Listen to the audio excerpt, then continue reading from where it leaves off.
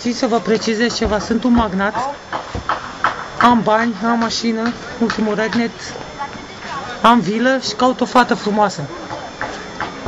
Apel către toate fetele frumoase să vină la mine. Puneți ochelari.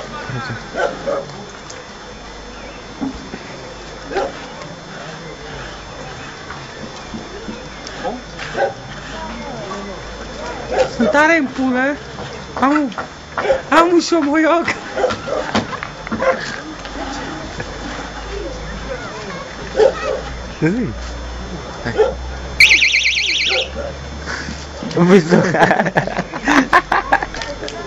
S-a auzit alarma de la mașina mea.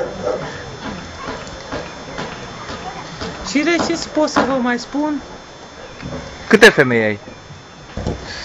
Hai, am uitat numărul. Arată cheile de la Merțan.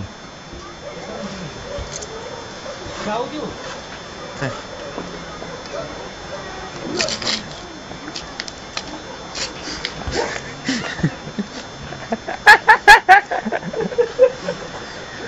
V-am arătat cheile de la Merțan. Da, ochelarii Puma, Blackberry. Ce anume? Cum se numesc ochelarii? Blackberry? Puma? James Bond.